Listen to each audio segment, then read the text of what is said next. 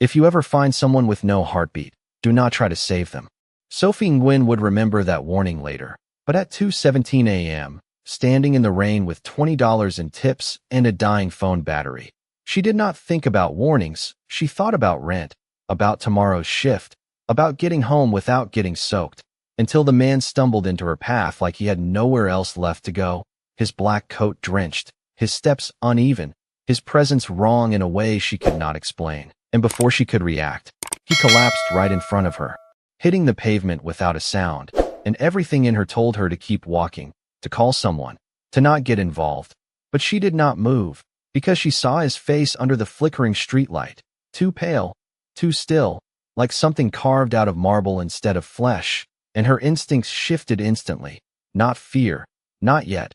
Something else, something that told her he would not survive another minute alone. So she dropped to her knees beside him, her hands shaking as she reached for his neck, searching for a pulse, anything. But there was nothing, no rhythm, no breath, just silence under her fingertips, and her heart started racing because that was impossible, completely impossible.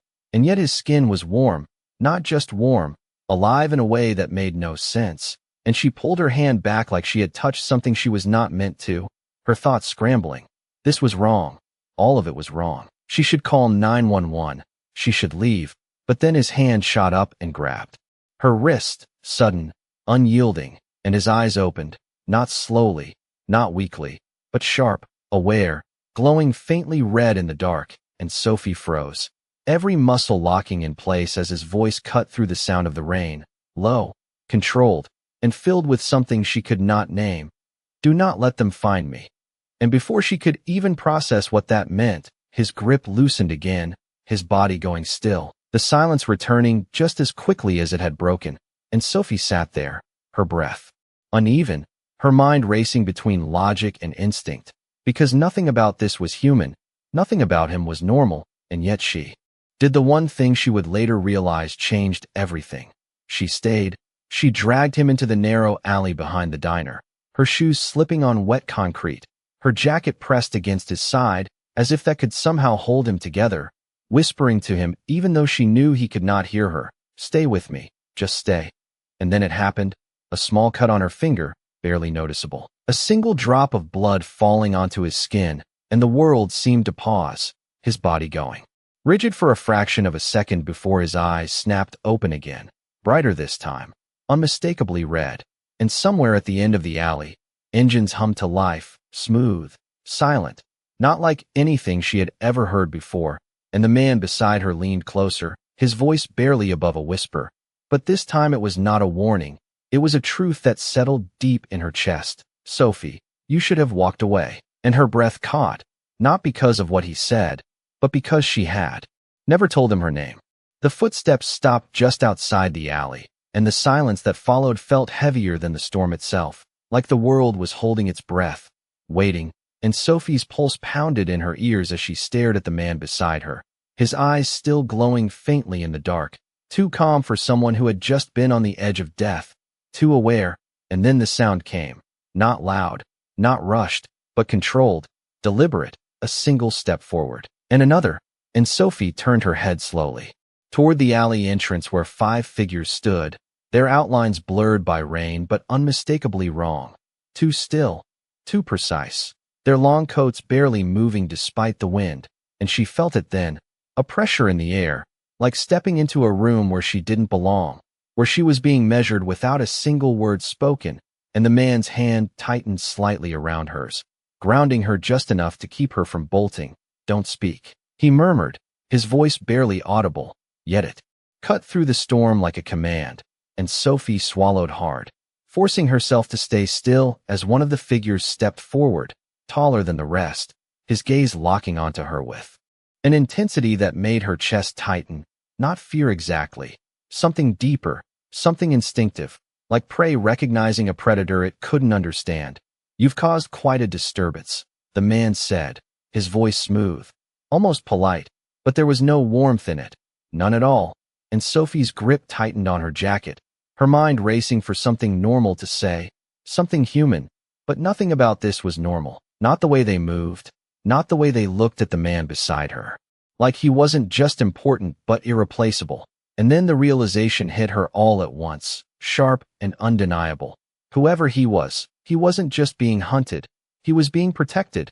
And the man beside her exhaled slowly, almost like resignation, before speaking, his tone shifting, colder now, heavier. "You're late." And the air changed instantly, the tension snapping into something rigid, something controlled, as every figure in the alley straightened just slightly, like soldiers responding to a command. And Sophie's breath caught as she looked between them, her heart racing faster, because she understood now, not fully, not even close, but enough to know one thing for certain. The man she had just saved wasn't just dangerous, he was powerful, and whatever world he belonged to had just stepped into hers, and it wasn't leaving without her. The rain softened, but the tension did not. It lingered in the air like something unseen pressing against Sophie's lungs, making each breath feel deliberate as the figures remained perfectly still at the mouth of the alley, their presence controlled, calculated. And the man beside her slowly released her wrist, not in weakness but in certainty, as if he no longer needed to hold on to keep her from running because there was nowhere she could go. And when he stepped forward, the space itself seemed to shift around him, subtle but undeniable, as though the world recognized him before she did. And Sophie's fingers curled tighter around the edge of her jacket, grounding herself in something real, something human, while her mind struggled to keep up with everything that had just changed in a matter of seconds. "She comes with me," the tall figure said, his voice even, respectful, but there was an edge beneath it, something that suggested this was not a request, and Sophie's heart skipped as she instinctively took a small step back, her shoulder brushing the cold brick wall, because every instinct she had was screaming that she did not belong in whatever this was, that she needed to leave now before it was too late. But the man she had saved did not move aside, did not even glance back at her, his gaze fixed forward, calm, unshaken. "No," he said, and the single word dropped into the silence like a stone into still water, controlled, absolute. And the effect was immediate. The air tightened. The figures at the alley entrance straightened almost imperceptibly, and Sophie felt it again, that invisible shift, the same one she had felt when his eyes first opened, the same one that told her she was standing next to something far beyond anything she understood. "You know the law," the tall figure replied carefully, choosing each word as if it carried weight. "A human who witnesses this level of exposure cannot simply walk away." And Sophie's stomach dropped, because now they were not just looking at him. They were looking at her, measuring her, deciding something she was not part of. And the man beside her finally turned, his red gaze settling on her with a quiet intensity that made everything else fade for a moment. "She saved my life," he said, softer now, but no less powerful, and for a second something flickered in his expression, not weakness, not doubt, something older, something that felt like memory.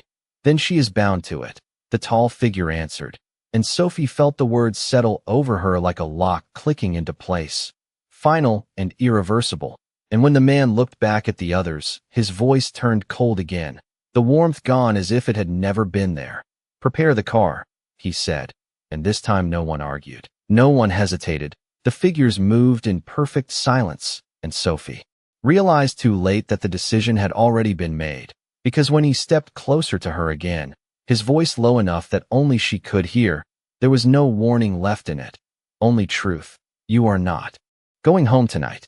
The car door closed with a quiet, final sound that echoed louder in Sophie's mind than the storm outside, and for a moment she just sat there, her hands clenched in her lap, staring at the reflection of herself in the dark glass, rain streaking across it in thin lines like the world was being erased piece by piece, and nothing felt real anymore, not the alley, not the men, not even the man sitting across from her now, his posture calm, composed, as if none of this was unusual, as if pulling a stranger out of her life and into his was something he had done 100 times before. And the car moved without a jolt, smooth and silent, gliding through empty streets at a speed that felt faster than it should have been. Yet there was no sound of acceleration, no engine strain, just a quiet hum that made her skin prickle. And Sophie finally forced herself to speak, her voice steadier than she felt. "Where are you taking me?" And he looked up, his eyes no longer glowing but still carrying that same weight. That same unnatural stillness. Somewhere safe, he answered. And the word safe lingered between them like a question neither of them believed. And Sophie let out a small breath, shaking her head. Safe for who? She asked. Because nothing about this felt like safety. It felt like being moved, like being repositioned in a game she did not understand. And for the first time since the alley, something shifted in his expression. Not annoyance, not anger, something closer to acknowledgement, like she had said something worth hearing. That depends on you, he said quietly. And the answer did not comfort her. It made her chest tighten, because it meant she was part of this now, whether she wanted to be or not. And the city outside began to change, the bright storefronts fading into darker streets, the buildings growing older, taller, shadows stretching longer as they moved farther from everything familiar. And Sophie pressed her palm lightly against the cold window, watching as the last signs of her normal life disappeared behind them. And when the car finally slowed, it was not in front of a house or an apartment or anything that resembled a place people lived. It was a gate, tall and iron, stretching higher than she could see, intricate patterns carved into it like something from another time. And it opened before the car even stopped, silently, as if it had been waiting. And as they passed through, Sophie felt it again, that same invisible pressure from the alley, stronger now, wrapping around her like a boundary she had just crossed without permission. And the man leaned back slightly, his voice calm, but carrying something heavier beneath it. Something final. Once you step inside, he said, there are rules you cannot ignore. And Sophie turned to him, her heart beating faster, because she understood what he was really saying. Not a warning, not advice, but a truth she could not escape. And when the car came to a stop and the doors unlocked with a soft click, she realized with a quiet, sinking certainty that whatever waited beyond that gate was not just his world anymore. It was hers too. The door opened, but Sophie did not move at first, her hand resting against the cold leather seat as she stared out at the structure rising beyond the gate. It was not just a house, not just a mansion. It felt older than the city itself, stone walls stretching upward, windows dark yet somehow watching, and the air carried a stillness that pressed against her chest, heavier than anything she had felt before, like the moment right before a storm breaks. Except this storm was silent, waiting, and when she finally stepped out, her sneakers touched smooth stone instead of pavement, the ground cool beneath her feet, unfamiliar. And the moment she crossed the threshold of the gate, something shifted inside her, subtle but undeniable, like a line had been drawn behind her and erased at the same time. And she turned instinctively, glancing back toward the street she could no longer see, but the gate had already closed, sealing with a quiet finality that made her stomach tighten. And when she looked forward again, the man was already walking ahead, not checking if she followed, not needing to, because the space itself seemed to guide her toward him, pulling her deeper into a place she did not understand. And as they approached the entrance, the doors opened before they reached them. No hands, no sound, just a smooth, deliberate motion, revealing a vast interior lit by soft golden light that did nothing to warm the cold edges of the space. And Sophie hesitated at the threshold, her breath catching as she took in the details. High ceilings, polished floors, shadows that lingered longer than they should, and figures standing at a distance, watching, not openly, but enough for her to feel it, their attention like a weight she could not shake. And she stepped inside anyway, because she already knew she did not have a choice. And the moment she crossed into the hall, the doors closed behind her, cutting off the outside world completely, and the silence that followed was different from before, deeper, controlled, like everything here existed under a set of rules she had not been told. And the man finally stopped, turning to face her fully, his gaze steady, unreadable. From this point forward, he said, his voice calm but carrying an authority that filled the entire space. You do exactly as you are told. And Sophie felt her chest tighten, not just from fear, but from something sharper, something stubborn rising up inside her. Because for the first time since the alley, she realized something else, something he might not expect. She had stepped into his world, yes, but she had not agreed to surrender to it. And when she met his gaze without looking away, her voice quiet but firm, she asked, "And if I do not?" And for a brief second, something flickered in his expression again, Not anger, not surprise, something closer to interest, before it disappeared just as quickly, and his answer came without hesitation, steady and absolute. Then this world will not be kind to you. And Sophie understood then, not fully, not yet, but enough to feel the weight of it settle in her chest. This place was not built for someone like her, and yet somehow, she had become part of it, whether she was ready or not. The silence stretched just a little too long after his words, and Sophie felt it settle over her shoulders like an invisible weight, not crushing, not yet, but present, undeniable, and for a moment neither of them moved. The distance between them filled with something unspoken, something that felt less like a conversation and more like a test, and she could feel it, the way his eyes stayed on her, not impatient, not demanding, just watching, measuring, as if he was waiting to see what she would do next. And Sophie swallowed, forcing her breathing to steady, because every instinct told her to step back, to lower her gaze, to make herself smaller in a place that clearly did not belong to her. But something else rose up instead, something stubborn and quiet that refused to bend so easily. And when she spoke again, her voice was softer but no less firm. "You keep saying your world like I asked to be here." And the words hung in the air, fragile but real, and for the first time since the alley, the man did not respond immediately, his gaze shifting slightly, as if considering something deeper than the surface of her question. And then he turned away, not dismissing her, but moving forward as though the conversation had simply changed direction. "You did not ask," he said, his tone even, controlled. "But that does not change the outcome." And he began walking down the long corridor, expecting her to follow, and Sophie hesitated only a second before stepping after him, because staying still felt worse than moving. And as they walked, the space around her seemed to expand and contract at the same time, doors lining the walls, each one closed, each one carrying a presence she could not explain, like something waited behind them, something aware, and her footsteps echoed too loudly against the polished floor, a reminder that she did not belong here, that she was the only one making noise in a place that preferred silence. And when they reached the end of the corridor, he stopped in front of a single door, different from the others, simpler, yet somehow more deliberate, and with a small motion of his hand, it opened, revealing a room that felt almost normal, almost a bed, a chair, a window covered by heavy curtains. But even here, the air carried that same quiet tension, that same sense of being watched without seeing who was watching, and he stepped aside slightly, giving her space to enter.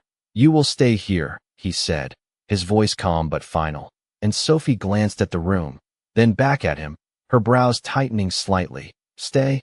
she repeated, because the word sounded too much like something permanent, and he met her gaze without hesitation. "Until I decide otherwise," he answered, and something in his tone made it clear this was not a suggestion, not a temporary arrangement, but a rule, one she was expected to follow without question, and Sophie felt that same tightening in her chest again, not just fear, but resistance, because even now, even here, she could feel it, the line he was trying to draw around her, and the quiet expectation that she would not cross it. But as she stepped into the room, she realized something else, something just as important.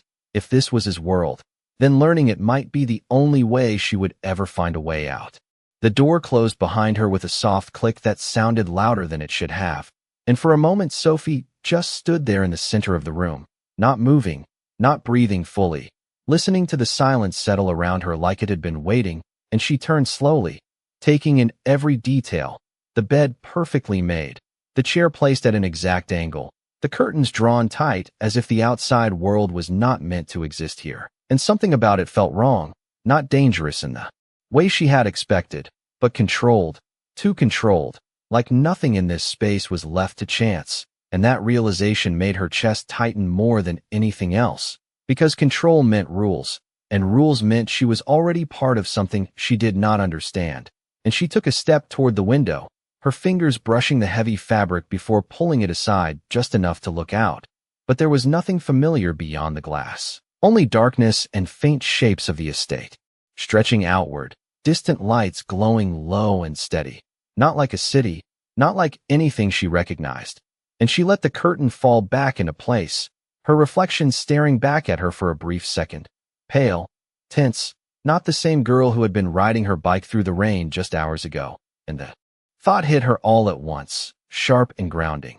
She had a life outside this place, a job, a routine, bills to pay, people who expected her to show up, and the longer she stayed here, the more that life would slip away without her. And Sophie straightened slightly, her jaw tightening, because whatever this world was, she was not going to disappear into it without a fight.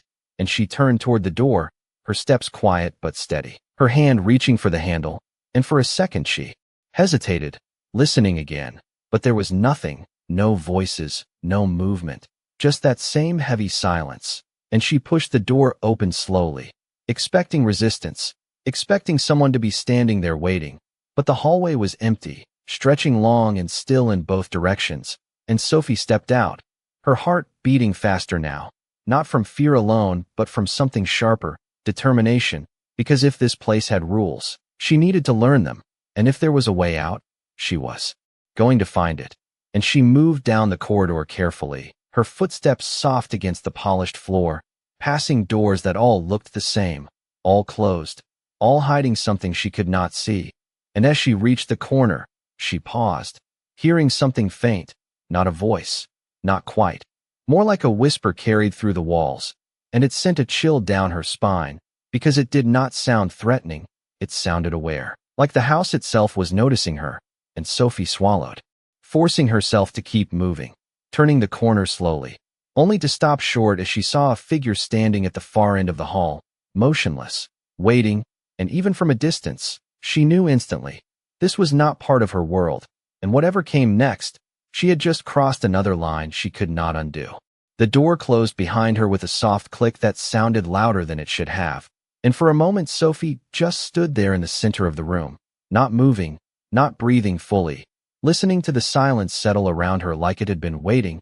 And she turned slowly, taking in every detail, the bed perfectly made, the chair placed at an exact angle, the curtains drawn tight as if the outside world was not meant to exist here. And something about it felt wrong, not dangerous in the way she had expected, but controlled, too controlled, like nothing in this space was left to chance. And that realization made her chest tighten more than anything else, because control meant rules, and rules meant she was already part of something she did not understand. And she took a step toward the window, her fingers brushing the heavy fabric before pulling it aside just enough to look out. But there was nothing familiar beyond the glass, only darkness and faint shapes of the estate stretching outward, distant lights glowing low and steady, not like a city, not like anything she recognized. And she let the curtain fall back into place, her reflection staring back at her for a brief second, pale, tense, not the same girl who had been riding her bike through the rain just hours ago. And the thought hit her all at once, sharp and grounding. She had a life outside this place, a job, a routine, bills to pay, people who expected her to show up, and the longer she stayed here, the more that life would slip away without her. And Sophie straightened slightly, her jaw tightening, because whatever this world was, she was not going to disappear into it without a fight. And she turned toward the door, her steps quiet but steady, her hand reaching for the handle, and for a second she hesitated, listening again. But there was nothing, no voices, no movement, just that same heavy silence. And she pushed the door open slowly, expecting resistance, expecting someone to be standing there waiting. But the hallway was empty, stretching long and still in both directions. And Sophie stepped out, her heart beating faster now, not from fear alone, but from something sharper, determination, because if this place had rules, she needed to learn them, and if there was a way out, she was going to find it. And she moved down the corridor carefully, her footsteps soft against the polished floor, passing doors that all looked the same, all closed, all hiding something she could not see. And as she reached the corner, she paused, hearing something faint, not a voice, not quite, more like a whisper, carried through the walls, and it sent a chill down her spine, because it did not sound threatening, it sounded aware, like the house itself was noticing her. And Sophie swallowed, forcing herself to keep moving, turning the corner slowly, only to stop short as she saw a figure standing at the far end of the hall, motionless, waiting, and even from a distance, she knew instantly, This was not part of her world, and whatever came next, she had just crossed another line she could not undo. The figure did not move when Sophie stopped, and that was what unsettled her the most. Not the stillness itself, but the certainty behind it. Like whoever stood at the end of the hallway had already decided she would not turn back, and for a moment the two of them remained locked in that distance, the silence stretching thin between them, and Sophie felt her pulse rise, each beat louder than the last, but she did not step away. She did not retreat, because something in her refused to give that kind of ground. Not anymore. Not after everything that had already been taken from her in a single night. And then the figure finally shifted, not abruptly, not threateningly, just enough to step forward into the dim light, revealing a man with features as sharp and composed as the one who had brought her here, his posture straight, his gaze steady. But unlike the others, there was something colder in the way he looked at her. Not curiosity, not caution, something closer to disapproval, as if her presence itself was an inconvenience. "You should not be here," he said, his voice calm but edged with something firm. And Sophie let out a small breath she had not realized she was holding, her fingers tightening slightly at her sides. "I did not exactly get a choice," she answered, her voice quieter now, but still holding its ground. And the man's eyes flickered for a second, not surprised, not impressed, just acknowledging, before his expression returned to that same controlled neutrality.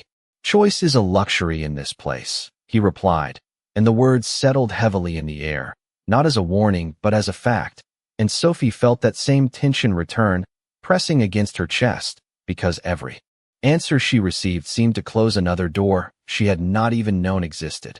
And she glanced briefly down the corridor behind him, noticing now the subtle movement of shadows along the walls, the faint sense that they were not alone even when no one else was visible, and it made her skin prickle, that awareness, that constant feeling of being watched without seeing who was watching, and she forced her attention back to him. "Then tell me how this works," she said, more direct this time.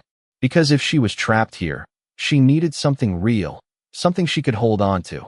And for a moment he studied her in silence, his gaze lingering just long enough to make her wonder what he was measuring, what he was deciding, before he spoke again, slower now, more deliberate. "There are rules that govern this world, rules older than anything you understand. And you have already broken one simply by walking out of the room you were assigned." And Sophie felt her stomach tighten, not from fear alone, but from the realization that even something as small as stepping into a hallway carried weight here, consequences she could not see. And before she could respond, another presence entered the space, subtle but unmistakable, the air shifting just slightly, and she did not need to turn to know who it was, because she felt it, the same controlled gravity she had felt in the alley, the same quiet authority that changed everything without a single word. And when the voice came from behind her, calm and low, it confirmed it. That rule no longer applies. And Sophie turned slowly, her heart catching as she met his gaze again. And in that moment she understood something new, something far more dangerous than anything she had faced so far. Whatever rules this place had, he was the one who decided when they mattered and when they did not. The air shifted the moment he stepped closer, subtle but absolute, and Sophie felt it before she fully turned, that same quiet pressure that had followed him since the alley, like the world itself adjusted around his presence. And when she faced him again, standing just a few feet away, everything else in the hallway seemed to fade into the background, the other man stepping back without being told, the shadows pulling tighter along the walls, the silence deepening into something almost reverent.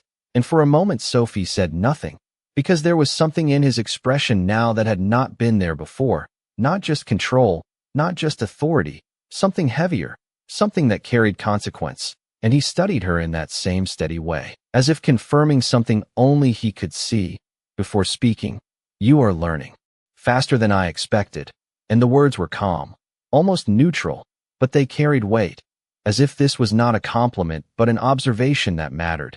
And Sophie felt her chest tighten slightly, not from fear this time, but from the realization that every move she made here was being watched, measured, evaluated, and she straightened just enough to meet his gaze without looking away. "Then maybe you should start explaining," she said, her voice quieter now but no less steady, because she was done reacting without understanding. done being moved without knowing why. And for a brief second something shifted in his eyes. Not irritation, not resistance, something closer to decision. And when he spoke again, his tone lowered, more deliberate. "This world is built on bonds," he said, each word controlled, precise. "Debts that are not forgotten, connections that cannot be broken." And Sophie felt something cold settle in her chest at the way he said it. Not as a theory, not as a warning, but as a fact that governed everything here. And he stepped closer, not invading, not threatening, but close enough that she could not ignore him, could not look anywhere else. "When you chose to save me," he continued, his voice softer now, but somehow heavier, "you entered that system." And Sophie shook her head slightly, her brows pulling together. "I did not choose anything," she said, because that part still mattered, still felt real to her, and his gaze held hers without wavering. "That does not change what happened," he answered, and the simplicity of it made her breath catch, because there was no anger in his voice, no force, just certainty, and that certainty was harder to fight than anything else. And the hallway seemed to close in slightly around them, the silence stretching thinner, sharper, as if even the space was waiting for what came next. And Sophie felt it then, not fear exactly, something deeper, the awareness that whatever line she had crossed back in the alley had not been a moment, it had been a point of no return. And when he spoke again, his voice dropped just enough that it felt like a truth meant only for her. "You are not here because I brought you," he said. "You are here because you cannot leave." And the words settled over her slowly, sinking deeper with each second, until she realized